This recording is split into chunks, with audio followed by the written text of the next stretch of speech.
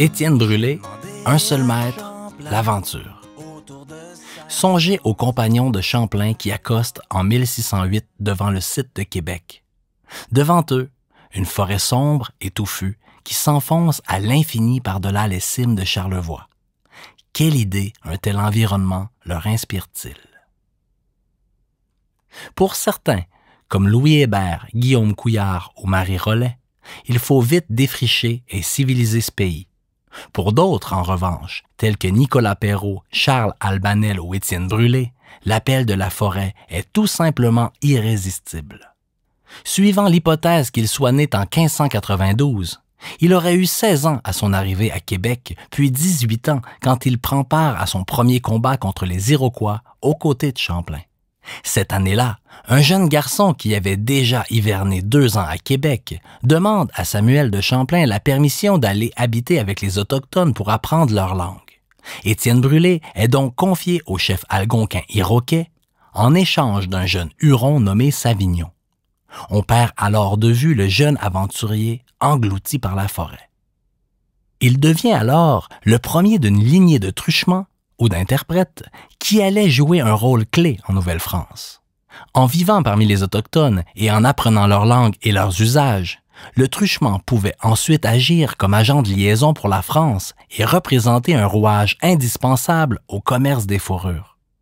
Durant les 4 années suivantes, Brûlé séjourne le plus clair du temps en Huronie. Il réapparaît dans les documents en 1615, au moment de se joindre à la 3e campagne que Champlain et ses alliés Hurons comptent mener contre les Iroquois Onontague, au nord de l'actuel État de New York. Champlain souhaite alors nouer une alliance avec le peuple Andaste, stratégiquement installé au sud du territoire des 5 nations iroquoises.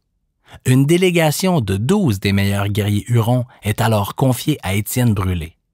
Parti de Huronie, la troupe suivit d'abord la rivière Humber, où se trouve aujourd'hui Toronto, puis longea le lac Ontario vers le sud jusqu'au Niagara et, de là, vers Carentoine, capitale des Andastes. Brûlé réussit bien à convaincre les Andastes de lever une armée, mais arrive trop tard pour épauler les Hurons. Il décide néanmoins de retourner vivre chez les Andastes, fasciné par ce pays qu'il vient de découvrir. Le découvreur. Tant de territoires à découvrir, des rapides de la Chine jusqu'au lac Nipissing. En 1621, à la demande de Champlain, Brûlé entreprend une nouvelle expédition lors de laquelle il allait découvrir les plus grands lacs du monde. L'aventurier serait parti de Tohanché, village huron de la tribu de l'Ours, et serait monté en canot vers le nord, en longeant la côte de la baie Georgienne jusqu'à la rivière Sainte-Marie pour déboucher sur le lac supérieur. Certains supposent que Brûlé aurait continué en longeant la côte nord du lac, jusqu'où se trouvent aujourd'hui les villes de Duluth et Supérieur. Il aurait donc parcouru le lac Erie et le lac Michigan et serait possiblement le premier Européen à découvrir chacun des 5 grands lacs: Huron, Erie, Ontario, Michigan et Supérieur. Il fut aussi, dès 1615, le premier Blanc à avoir pénétré en Huronie et bien sûr à avoir admiré les chutes Niagara. Il est aussi probable qu'il descendit cette année-là la rivière Susquehanna d'Ostego, dans l'État de New York, à travers la Pennsylvanie, jusqu'à la baie Chesapeake sur l'océan Atlantique. Il fut finalement le premier Européen à reconnaître la célèbre route de l'Ouest qui passe par l'Outaouais, la Mattawa, le lac Nipissing, la rivière des Français, puis la baie Georgienne. Cette route allait ensuite s'avérer vitale au commerce des fourrures et permit à la Nouvelle-France de poursuivre seule son expansion après la chute de la Huronie. Étienne Brûlé ne nous a laissé ni carte, ni traces écrites de ses voyages. Nul doute cependant qu'il voyagea dans bien des contrées dont la paternité de la découverte fut plus tard attribuée à d'autres. Un seul maître, l'aventure, les rêves plus grands que nature, du premier Indien blanc d'Huronie. L'Indien blanc. Mais qu'est-ce qui explique cette frénésie de découverte? Assurément épris d'aventure et du goût de la découverte, il est en même temps certain que Brûlé se soit livré à toutes sortes de trafics. Il est notamment rémunéré par les compagnies de fourrure afin de persuader les tribus rencontrées de leur acheminer leur peau à la traite. Champlain lui garde d'ailleurs rancune d'avoir davantage travaillé au profit des marchands qu'à celui de la colonisation.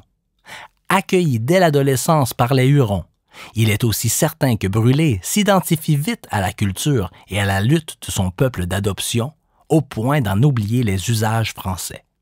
Sagard rapporte qu'il ne savait même pas réciter le Bénédicité. En faisant sienne les mœurs autochtones, il en avait aussi adopté la morale. L'on reconnaissait cet homme pour être fort vicieux et adonné aux femmes, écrit de lui Champlain. Brûlé avait aussi pris fait et cause pour le peuple Huron, quitte à attiser la tension entre leurs ennemis iroquois et les Français, au point de compromettre les intérêts de sa mère patrie. Son choix est clair. En 1629, quand Québec est menacé par une attaque anglaise, Brûlé choisit alors de pactiser avec les frères Kirk aux dépens de la France, sous promesse d'avantages pour les Hurons. Accusé par Champlain de trahison, Brûlé s'en fut pour toujours en Huronie. Les circonstances qui entourent la mort d'Étienne Brûlé baignent dans une atmosphère de mystère. Pour une raison que l'on ignore, les Hurons de la tribu de l'Ours, avec qui il vivait depuis 20 ans comme un frère, l'ont assassiné, puis mangé. Lorsque Brébeuf retourne à Tohanché, il trouve le lieu désert. La tribu de l'Ours a abandonné le village et s'est divisée. Selon le jésuite, les ours n'arrivent pas à se purger de l'assassinat de l'interprète, dont les plaies sont encore toutes sanglantes. Ils seront ensuite plusieurs à attribuer les malheurs du peuple Huron à une sorte de malédiction. Où est la Huronie?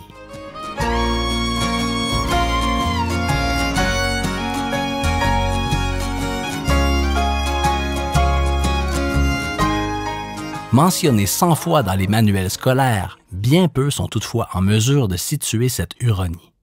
Le peuple Huron-Wendat vivait d'agriculture, de chasse et de commerce sur un territoire allant du lac Huron au lac Ontario, plus particulièrement sur la péninsule de Penetanguishne, coincée entre la baie Georgienne et le lac Simcoe dans ce qui est aujourd'hui l'Ontario.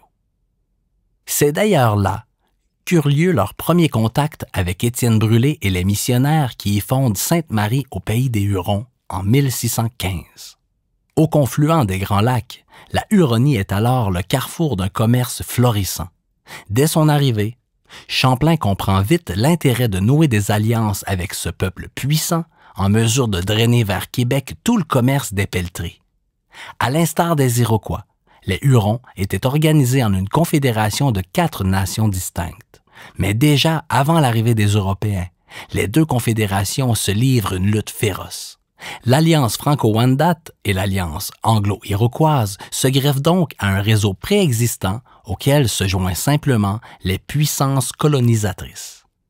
Fusils et couteaux en acier accroissent cependant la férocité et la mortalité lors des combats, si bien qu'en 1649, les Wendat, déjà très affaiblis par les épidémies, sont pratiquement exterminés par leurs adversaires iroquois. Un grand nombre furent faits prisonniers, torturés ou adoptés, puis intégrés au clan iroquois. Auparavant, plusieurs Wendat s'étaient convertis au catholicisme et placés sous la protection de la France. Un groupe d'environ 300 survivants, accompagné d'une poignée de missionnaires, entreprend donc un long périple jusqu'à Québec, elle-même menacée par les Iroquois. Une fois arrivés, ils vivent au milieu des autres assiégés jusqu'à ce que soit brisé l'étau iroquois. On concède alors aux Wendat des terres à l'ouest de Québec qui sont à l'origine de l'actuelle communauté autochtone de Wendake. Les 1330 Hurons-Wendat qui y vivent aujourd'hui sont pour la plupart catholiques et francophones. On y assiste cependant à une renaissance de la culture Wendat. Quelques auteurs reconnaissent d'ailleurs que Brûlé a participé à la rédaction du dictionnaire de la langue huronne du frère Sagard. Par conséquent, si les Hurons de Wendake peuvent aujourd'hui faire revivre leurs traditions et leur langue ancestrale, c'est en partie grâce aux liens que leurs ancêtres avaient noués avec le légendaire Indien blanc.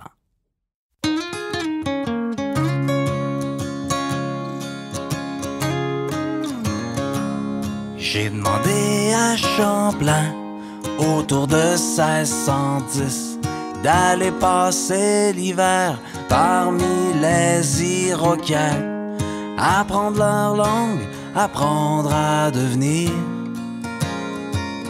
le premier Indien blanc d'Huronie. Tant de territoires à découvrir, des rapides de la Chine jusqu'au lac Nipissing, faire la traite des fourrures pour survivre, des grands lacs jusqu'en Pennsylvanie.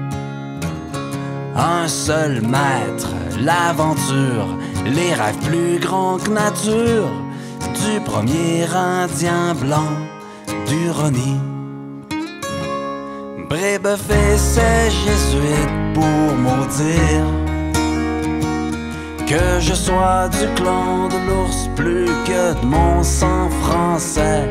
Passer 20 ans à courir les bois, j'ai fini par m'y sentir chez moi. Un seul maître, l'aventure, les rêves plus grands que nature, du premier Indien blanc d'Huronie. J'aurais trahi la France, semble-t-il, traitant avec les Kirks qui marchèrent sur Québec. Un seul maître, l'aventure, les rêves plus grands que nature, du premier Indien blanc d'Huronie.